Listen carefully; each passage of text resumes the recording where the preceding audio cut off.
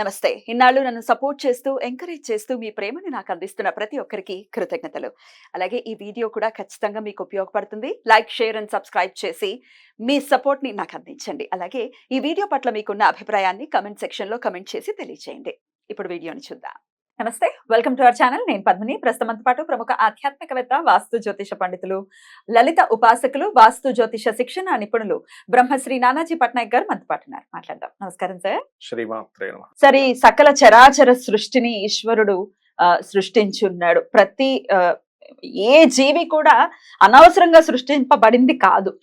దాని నుంచి ఖచ్చితంగా ప్రకృతికి ఎంతో కొంత ప్రకృతి మళ్ళీ పునఃప్రకృతి జరుగుతూనే ఉంటుంది ఒక జీవి ద్వారా.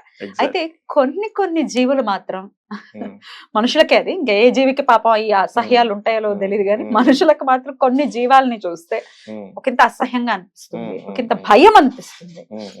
అందులో ఇబ్బంది పెట్టేది బల్లిని చూస్తే చాలా మంది చీదరించుకుంటుంటారు, పాపం అనిపిస్తుంది. ఇప్పుడు ఎవరో ప్రవచనాల్లో విన్నాను, ఎదుటి గోడల్లో చెవులు పెట్టి వింటారట, వింటే బల్లులుగా పుడతారట. భార్యాభర్తలు కొట్టుకుంటూ వింటూ ఉంటారు కదా. ఆశ్చర్యం అనిపించింది. డెఫినెట్లీ శిక్షలు ఉంటాయి కదా. అయితే ఈ బల్లి అనేది డెఫినెట్ గా చాలా భయపెడుతుంటుంది. బల్లి శాస్త్రం కూడా ఉంది.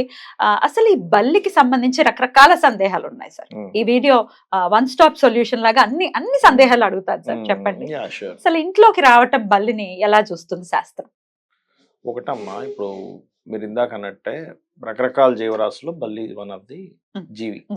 మనము మొత్తం ఆక్యుపై చేసి బిల్డింగ్లు కట్టేసుకుంటున్నాం. అవి ఎక్కడో దగ్గర జీవించాలిగా. మన ఇంట్లో గోడ మీదో సజ్జాలు ఎక్కడో అది తిరుగుతూ ఉంటుంది పాపం.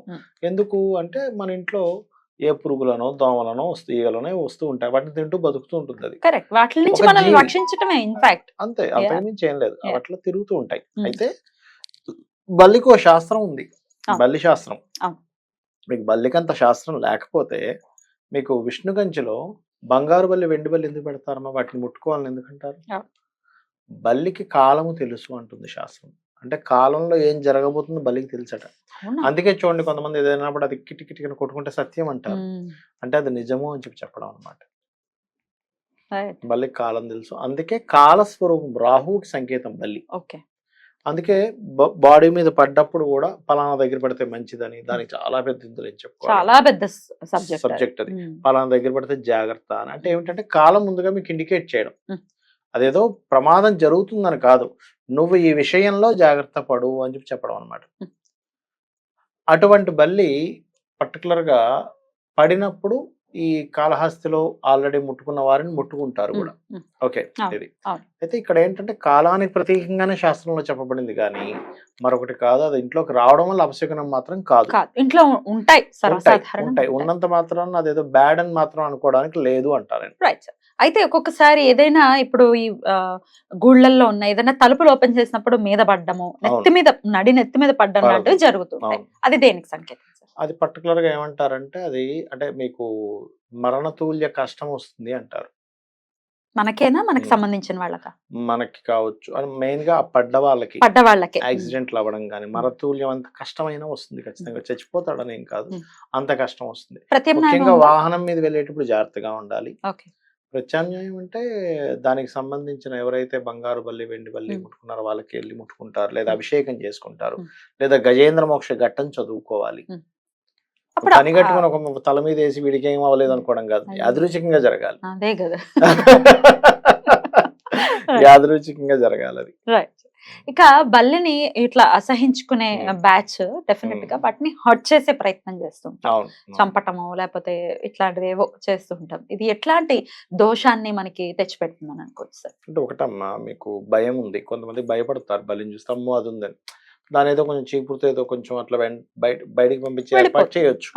అది ఇంకో దగ్గర పోయి బతుకుతుంది, ఎక్కడో దగ్గర తింటుంది, ఏదో ఉంటుంది. కానీ చంపే ప్రయత్నం మాత్రం చేయకూడదు. అది దోషం కింద చెప్పింది శాస్త్రం. బలిని చంపడం మహాదోషం. అందులో మీరు ఇందాక ఒక మాట అన్నారు, ఏదో చెవులు పెట్టి వింటే, గోడలు పక్కన చెవులు పెట్టి వింటే భార్యాభర్తలు గొడవ పెట్టుకుని ఉంటే బల్లుగా పుడతారని. అది కొంతమంది సరదాగా అంటుంటారు, కానీ గోడలు చెవుల దగ్గర వింటే కాదు, కానీ మనకి బ్రహ్మహత్యా పాపం అంటారు. బ్రహ్మహత్యా పాపము అనేటువంటిది ఎలా వస్తుందని శాస్త్రం చెప్పింది. ఒకటి, అలసిపోయి బాగా నిద్రపోతున్నాడు ఒక వ్యక్తి, నిద్ర లేపితే బ్రహ్మహత్య పాపం అంట. అంటే కారణం చెప్పకుండా నిద్ర లేపితే ఇప్పుడు తెల్లారుజామున తెల్లారింది, తెల్లారికి కూడా నిద్రపోకూడదని లేపడం వేరు, లేదా అసుర సంజీవాలు నిద్రపోకూడదని పిల్లల్ని లేపడం వేరు, అది ధర్మం. కానీ బాగా తిరిగి తిరిగి వచ్చేటప్పుడు నిద్రపోతున్నాడు, ఏ కారణం లేకుండా అకారణంగా నిద్ర లేపితే బ్రహ్మహత్య పాపంగా చెప్తుంది శాస్త్రం. రెండవది ఎందుకు చెప్తున్నా అంటే, ఇది భార్యాభర్తల గొడవలో దూరి వాళ్ళని విడదీస్తే బ్రహ్మహత్య పాపం అని చెప్పింది భార్యాభర్తల విషయంలో. అంతే కదా. అందుకే నాకు చాలా మంది క్లయింట్స్, ఏమండి మరి తనని వదిలేయమంటారా అని ఒక స్త్రీమూర్తి వచ్చి అడుగుతా, జాతకం చూపించలేదు, లేదా పురుషుడు అడుగుతున్నా ఒకటే చెప్తాను, బాబు నేననే కాదు మీ తల్లిదండ్రులు కూడా చెప్పకూడదు మీరు వదిలేయాలా అనేటువంటిది. మా ధర్మం ఏంటంటే, బాబు మీ ఇద్దరు బాగుండాలంటే ఏ మంత్రం చేసుకోవాలి, ఏ దానం చేసుకోవాలి, మీరు సంతోషంగా ఉండడానికి ఏం చేయాలో చెప్పాలి. కానీ నీ ఇష్టం, అది నీ పర్సనల్ ఇష్యూ. నేను భరించలేకపోతున్నాను నా భార్యతోని, టార్చర్ తట్టుకోలేకపోతున్నాను ఒక పురుషుడు అన్నా, లేకపోతే ఒక స్త్రీమూర్తి అన్నా, మీరు మాత్రం సజెషన్ ఇవ్వరు, విడిపోమని అసలు చెప్పము. ఒకవేళ గయ్యాలు అవ్వనివ్వండి, క్యారెక్టర్ లేకపోనివ్వండి, ఏదైనా అవ్వనివ్వండి. మరి నేనేమంటానంటే, నేను మాత్రం నేననే కాదు ఎవరు విడిపోమని చెప్పకూడదు, దాన్ని సరిదిద్దుకోవడం ఎలాగో చెప్పగలగాలి. ఇప్పుడు నువ్వు నీలో లోపం ఏంటి, ఆ అమ్మాయిలో లోపం ఏంటి, కూర్చోబెట్టి మాట్లాడుకుంటే సెట్ అవుతుందా లేదా, ఇంతవరకు నేను చెప్పాలి. కానీ లేదంటే అలా అయినా నేను ఉండలేకపోతున్నా, అది నీ పర్సనల్ ఇష్యూ, నువ్వు విడిపోతా అంటే నువ్వు నిర్ణయం తీసుకో. కానీ నేను విడిపోమని సజెషన్ ఇవ్వకూడదు అంట. నేననే కాదు, వాళ్ళ తల్లిదండ్రులు, మిత్రులు ఎవరు ఇవ్వకూడదు. మరీ వాడు ఏదో కత్తి పట్టుకుని చంపేసి దాకా వచ్చాడంటే అంటే దట్ ఈస్ డిఫరెంట్ కేసు. అమ్మో ప్రాణహాని ఉందన్నప్పుడు ఆ తల్లిదండ్రులు వాళ్ళందరూ కూడా చెప్తారు. మరి అలా ఉంటే ఉండిపోమని నేను చెప్పట్లేదు. అయితే అదొకటి చెప్పింది, తల్లి బిడ్డను విడదీస్తే కూడా బ్రహ్మహత్య పాతకం అని చెప్పింది శాస్త్రం. ఈ విషయం ఎందుకు వచ్చిందంటే, ఈ బల్లికి సంబంధించినటువంటి విషయంలో ఎవరైనా చంపితే అది కూడా చాలా పెద్ద దోషమే, ఇంచుమించు బ్రహ్మహత్య పాతకం కింద దోషమే. అది ఎట్లా సార్, అమాయకంగా తెలియకో భయానకో ఏదో జరిగింది, చంపేశారు, అప్పుడు ఎట్లా సార్ దాని నివృత్తి మార్గం ఏంటి? దాని నివృత్తి అంటే ఏముందమ్మా, శివాభిషేకం చేసుకోవడమే. ఏదో భయంలో చంపేశారు తెలుసో తెలియకో, శివాభిషేకం చేసుకోవడం ద్వారా దోషం తగ్గుతుంది.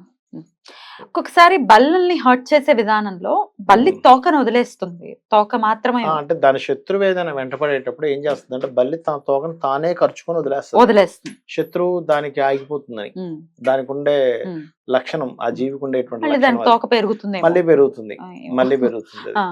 తోకను మాత్రం వదిలేస్తుంది, ఆ తోక కొట్టుకుంటూ భయం వేస్తుంది, బాబాయ్ తోక కొట్టుకుంటూ ఉంటుంది. అంటే స్త్రీలకు సహజంగా బల్లుల్ని కాక్రోచ్ చూస్తే భయం వేస్తుంది, పురుషుడికి అలా ఏం అనిపించదు. లేదు సార్, మా ఆయన కూడా భయం. అవునా? అందుకే వచ్చింది క్వశ్చన్. భయంకరమైన భయం తన నుంచి నాకు వచ్చింది, అంతకుముందు నాకేం పెద్ద భయం ఉండేది కాదు. అంటే కేతు గాని రాహు గాని పాడైతే రెప్టైల్స్ వల్ల, అంటే ఈ బల్లులు, పాములు, ఈ పురుగుల వల్ల భయం ఉంటుంది. కేతు గాని రాహు గాని కొంచెం పాడైతే, ముఖ్యంగా కేతు పాడైతే బల్లుల వల్ల భయం వస్తుంది. సో బల్లుల విషయంలో డెఫినెట్ గా జాగ్రత్త తీసుకోవాలి, వాటిని హర్ట్ చేయకూడదు. ఇంట్లోకి రావడం అది ఏమి అపశకనం అని, అశుభం అని ఏమి చెప్పలేదు శాస్త్రంలో. మనం తీసుకోవాల్సినటువంటి జాగ్రత్తలు మనం తీసుకోవాలి. ఫుడ్ లో పడకుండా, ఆబ్వియస్ గా పాయిజన్, సహజంగా ఏంటంటే పాయిజన్ కాబట్టి ఫుడ్ లో పడకుండా తీసుకోవాల్సిన జాగ్రత్తలు ఇంతే తప్పితే అదేం కాదు. మనం జనాభా పెరిగిపోతుంది, మరి పావురాలు రాకూడదు ఇంటి మీదకి, బల్లులు రాకూడదు ఇంటి మీదకి, చీమలు రాకూడదు ఇంట్లోకి, పురుగులు రాకూడదు ఇంట్లో, నువ్వు హైజీనిక్ గా పెట్టుకోవాలి ఒకటి. రెండోది, అవి తిరిగే ప్రదేశంలో మనం ఉన్నాం, ఎగిరే పావురాలు చెట్లు ఉన్నవని కొట్టేసి మనం ఇల్లు కట్టేసుకుని అవి తిరగకూడదు అంటే మన సజ్జల్లోకి వస్తాయి. కొంతమంది ఈ మధ్య ఏమంటే ఇంట్లో పావురం రాకూడదు అంట, అంటే ఏ శాస్త్రంలో ఉంది, నీకు నువ్వు సృష్టిస్తానంటే అది మనకి మంచిది, దాని గాలి మనకి మంచిది కాదు, అది సైంటిఫిక్ గా ప్రూవ్ చేయబడింది, మంచిది కాదు కాబట్టి ఉండదు. బొద్దింకలుంటే బల్లలు బాగా రావటం అనేది జరుగుతూ ఉంటుంది. బొద్దింక అంటే చాలా ఇష్టము బల్లికి, దానికి ఫుడ్ కదా, సో ఆ జాగ్రత్తలు తీసుకుంటే సరే. అయితే ఇవి కొంచెం అంటే ఈ బొద్దింకలు కానీ ఇవి కొంచెం లేకుండా చూసుకోవాలి, వాటి వల్ల కొన్ని ఫుడ్ పాయిజనింగ్ డెఫినెట్లీ జాగ్రత్త, హైజీన్ గా ఉండాలి. అయితే ఎక్కడ పడితే శుభశకనంగా పరిగణించచ్చు సార్? కొన్ని చెప్పారు, అంటే భుజాల మీద కుడి భుజం అని కొన్ని చెప్పారు, దానికి పెద్ద లిస్ట్ ఉంది, సార్ నేను చెప్తాను తప్పకుండా, ఈసారి ప్రిపేర్ చేసి చెప్తాం. రైట్ సార్, అద్భుతంగా వివరించారు సార్. బలిన్ గురించి అసహించుకోవటం, పాపం అసహించుకోవటం అనేది భయపడటం ఓకే, కానీ అసహించుకోవడం కావాలని ప్రయత్నపూర్వకంగా అనేది కరెక్ట్ కాదు. ఎండ్ ఆఫ్ ది డే దాని నుంచి పురుగులు తినడం వల్ల వాటి నుంచి మనం డెఫినెట్ గా రక్షింపబడతాం. కాబట్టి ఎవరిని అసహించుకుంటాం చూపిస్తుంది, అరే ఈశ్వరుడు ఎంత గొప్పవాడు, వీటన్నిటిని అందుకే సృష్టించాడు అనిపిస్తుంది. అంటే మనకు తెలియదు, మనం ఏదో ఇదేదో ఉంది అనుకుంటున్నాం. అని ప్రతి దానికి ఒక అర్థం ఉంది, ప్రతి అర్థం ఉంటుంది. జీవికి ఒక అర్థం ఉంది. ఉంటుంది. మనమే అర్థం పర్థం లేకుండా బిహేవ్ చేస్తాం. Behave చేస్తాం అంతే. Exactly, correct. Thank you so much sir. నమస్తే. శ్రీమాత్రే నమః.